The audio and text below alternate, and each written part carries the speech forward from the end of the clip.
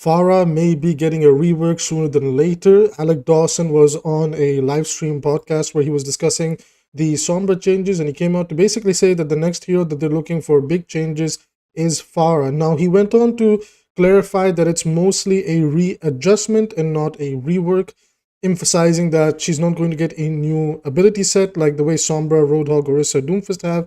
Instead, Pharah in this case, they want to make her move around a little bit more feather-like. I have no clue what that means. So for now, I'm just going to play that clip of the stream over here. I'm going to let you guys take away what you can take away from it. And then once I come back, we'll talk about the state of Pharah, the frustrations with her, and perhaps some ways to approach her. There's a hero. It's not a rework. Let me just state this. It is not a rework. I'm calling it a readjustment for now, but we're looking at Pharah and we're looking at how to change a little bit of her playstyle to be, we keep saying like more active, but it's really about looking at how her feathering playstyle, like sort of floating feathering above, and making that something that's more engaging in the horizontal space as well. And being able to, she's a bit faster, but she won't be up in the air feathering the same way she will. So that's something we're still looking at, still experimenting with, still trying to find like what the right balance of all that is. But that's something we are looking at the moment. Okay, so now that you've watched the clip from Alec Dawson, Fitzy, and the other people that were involved, the main takeaway over here is that they've understood that the player frustration exists, that Pharah can be a very frustrating hero to play against. The reason for this is simply because there's very, very few tools to answer against Pharah, and even then if the Pharah plays better, she can actually deal with her hit scan counters really well, especially if she can abuse the map geometry. Pharah is a very, very interesting situation for years now, especially for console players as well, but that's a different topic. I'm not going to talk about it here. But Pharah is basically really, really like mid-tier at best by herself. She can be easily pressured and forced to go down without a Mercy, but when Pharah and Mercy are together in a lobby, it becomes a big problem because executing a PharMercy comp is not that difficult, and the value that it can bring and the way it forces playstyle shifts or even complete team composition swaps can be very frustrating for players to deal with, sometimes be it on your team or the enemy team, regardless whether you're the one executing Pharah or you're the one that's running the Pharah comp. Now, how is it frustrating from executing the Pharah comp? You might be playing PharMercy, enemy has 0 counters for you, they're looking at you, they're trying to pressure you, but your team never wants to walk in. From that perspective, it can feel really annoying to play PharMercy simply because you can bring so much value to your team for free. However, your team is just too afraid to walk in and do anything. Alternatively, there are cases where when you are playing Pharah and your team is walking in, you've now just become the Sky Raid Boss battle of the game. And in lower elo lobbies, I would say maybe Diamond and below, the average hit scan is not that good in landing their shots unless you literally hover above their head.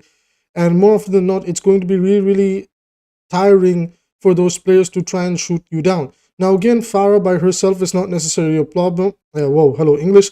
Pharah by herself is not necessarily a problem. It is when the Mercy pocket gets latched onto her that it becomes a little bit interesting in the fact that Pharah can now feel very oppressive. So how do we approach the situation? Because if you nerf Mercy in the way that she can pocket somebody in the sky, it can to a certain extent be very harmful for Mercy from an individual hero perspective.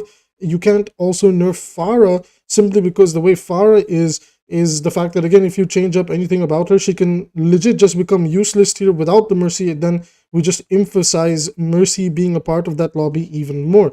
So today I'm going to be discussing my approaches as well as wanting to hear your guys' opinions, because I feel like this is something that we really need to sit down and talk about. Like, the developers want to look at her movement, but I don't know. I don't think the movement is the issue. I felt like maybe Alec Dawson was trying to say that they want to like keep her in the sky for a limited amount of time and then bring her down. So this infinite flight that she can do, this is basically going to go away. And just by that way of making the hero clunkier to play, it's going to just naturally counter her current playstyle. That's kind of something that they have been doing with heroes, is that they've just been making them feel a little bit clunkier to play, and that way it slows down that hero's potential to pop off, allowing for more room for counterplay. So the question is, what can we do to help Pharah? Now, let's ignore Mercy for a second. From an individual perspective, I feel Pharah could have the blue shield HP bar. Maybe 100 health is the HP and 100 health is the blue shields that can regenerate over time. And the interesting thing about this can actually allow Pharah to be played without Mercy and do her own thing and be this like sky flanking damage dealing hero who can poke, who can, sometimes come in out of nowhere and land her barrage and everything. So it allows the hero to feel a lot more alive and can even, enable some playstyle shifts, because right now a lot of her playstyle involves her hiding around map geometry and just kind of trying to snipe from afar with the damage boosted rockets, right? So that could be one change that we could be looking at, right? Another change is, the way I see it, is you can start forcing Pharah players to rely on direct hits and not splash damage. Lots of bad Pharah players are basically just spamming rockets from above, landing these splash damages to secure kills. 4 or 5 rockets in, they're going to confirm a kill, but they're barely landing these direct. So maybe another perspective to improve this, again for Pharah and PharMercy playstyle, could be that you make splash damage rockets, like the splash damage from rockets can be very low, right? And then the current impact damage, the splash damage that comes, Mercy's damage boost should be able to push it to that number. Therefore, maintaining some strength at PharMercy, but not enough to the point where it can break the numbers too much. So maybe that is one perspective, is that we force Pharah players to start landing their shots, or go back and swap it up, buddy, and play something else. That could be one way to control the Pharah problem and how oppressive she can be, because directs can be much more difficult to land than not. Another way to approach the situation could be that maybe Pharah has a unique passive where if a Mercy latches onto her, her beam will break off of her. I don't know, this would be incredibly complicated. It would be a really weird interaction, but it would break the dynamic that, okay, neither of these characters can stay in the sky forever. Maybe you could nerf Mercy's glide, that Mercy can only glide. Maybe Mercy's glide gets a cooldown. Now, Mercy's glide, you never ever use Mercy's glide when you hold down space, because it's pretty much a death sentence against any decent hit scan. It's a free 2-shot headshot combo onto you as a Mercy. So Mercy players are barely using the glide. If anything, sometimes glide is used for exactly 1 second to quickly look around the battlefield and get to their next target to support or to get out of a situation, by using them as an anchor in this case, right? So it's very difficult. Like, I can see why this is a topic that Blizzard has like kind of hoped that, okay, maybe we can just like ignore Pharah, right? But she's very popular on EU ladder. That's where I play too. And especially the higher up you go, because of a certain, Saudi Arabian player, Pharah has become quite popular, especially in the EU region where we have, Arabs and things like this. And it can become frustrating to play against, like the whole meta shift is different in EU. We're playing some, we're playing a wacky game in EU. But I feel like eventually it'll start to kind of fly on over, see what I did there, over to the other regions as well, where Pharah might start to become more prominent if players actually, give her a chance and try to abuse her, and understand where her strength comes from. Now, that's not to say that she cannot be countered. It's just, for like, there are tools in damage and support to deal with them, but tank is the biggest, like, they suffer a lot, because other than D.Va, who can just maybe eat a few rockets and then kind of bail herself out, there's not really any tank in the game that can deal with PharMercy effectively, or is an answer to PharMercy that might make you think, okay, well, now I have to swap because they're playing X character into me, right?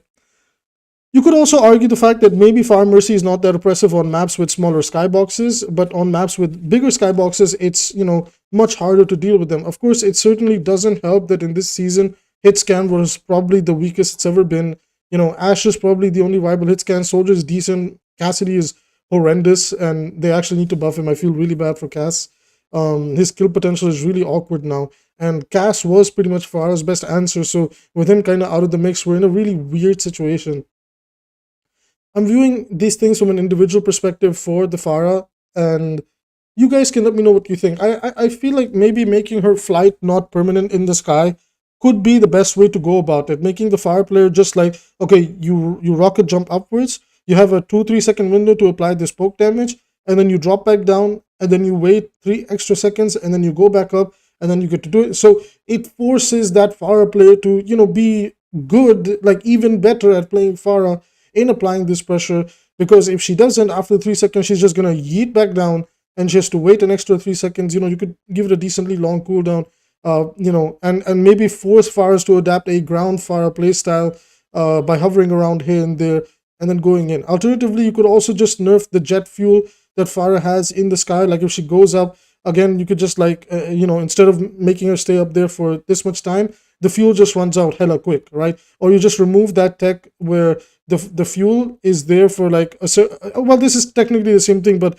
the fuel is just there for like 2 seconds, and it runs out, and you go back down, and now you have to make the ground Pharah playstyle work and do your best to basically play like a weird version of Hanzo with a bigger hitbox, right? So maybe you could like slightly change up concussion blast to do damage to help things out or whatever, but I feel like it's worth trying. Again, I don't understand. We have an experimental card and Blizzard just never uses it. If we try these things in experimental, get some feedback from players, because the player base is more important and you can incentivize people to play the experimental by giving away like a free skin, or okay, a skin is too much, right? Maybe you could incentivize players to play it by giving away like 500 Overwatch coins, the shop currency. So now everybody's motivated to go and play the experimental, and I don't think like it would be such a free goodwill for Blizzard. Like you give away free 500 coins, they get data from a massive amount of player base, and you can find that, okay, well, this experiment didn't work, this experiment did work, let's try to bring this to the live game in the next patch, and kind of go from there.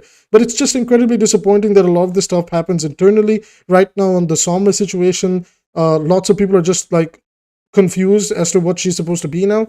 In my opinion, I feel like I forgot who said it best, but I think Samito said it or Flat said it, but they basically said like now Sombra is like a brawl DPS, and I kind of agree. Like I got the Sombra video coming out tomorrow, where we will talk about the state of Sombra, the new Sombra, and she just kind of feels like a character that you play similar to May Reaper, where you stick with your tank, you apply hack, you apply the virus onto the enemy tank, blow that tank up, and move in and apply pressure to everybody else, right? Simply because her flanking playstyle to dueling backline or other DPS is just heavily countered by the fact that Translocator is not the same Translocator. It's like this weird teleport now, and you like there's too much downtime in getting value out of that Translocator, so you have to play safe, and unfortunately it just reinforces that really bad playstyle that nobody, especially from the tank side, is a fan of just getting perma-hacked, right? So, and now you have the virus, and now she's gotten a decent damage buff as well. For anybody that read the patch notes, I posted them in the community list. So this is what I'm kind of afraid of for Pharah as well. I feel like they might have a good idea that, okay, Pharah might need changes, and then they will just go about the change the wrong way.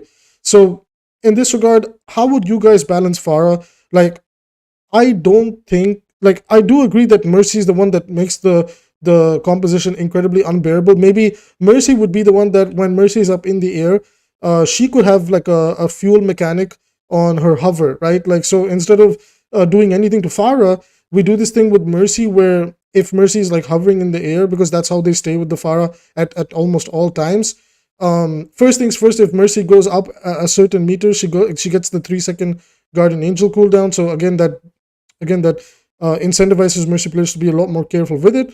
Or another thing that you could do is like just make it so that if she's up in the air, she cannot glide for more than 1.5 or 2 seconds, right? After that, it just forcefully brings her down.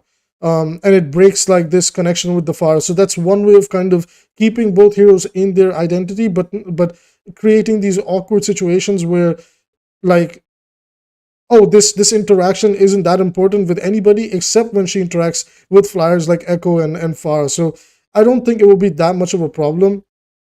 Again, it's a really weird way, really weird situation, but in my personal opinion, I don't think Mercy is at fault. I just think Pharah's design is incredibly awkward in the way that you deal with her / play against her. Because even Echo, like, even though Echo is basically like a slightly better Pharah and a faster Pharah, Echo doesn't necessarily need hit scans to counter her. The way she's kind of like, she has a really big hitbox. She, like, other projectile heroes can duel her really well. Echo can kind of sit at the floor and play in this like ground level area too. Maybe taking Pharah this direction would be better for the game overall. I would love to hear your guys' thoughts down in the comments below. Let me know how you would approach the Pharah situation, and what do you think? Does she need a rework, a readjustment, or is she fine as is? With that being said, if you guys would love to support the channel for free, I would appreciate it. The only way to do that is leave a like and hit subscribe, and obviously drop a comment. That's what helps with the algorithm. But if you'd love to support me directly, there is a super chat, and we do have subscriptions coming up. So if you want to send any money my way, help a guy get some coffee and some, nice food for the evening, you can do that. Feel free. I'm not against it. I would appreciate it. And with that being said, I will see you guys in the next video.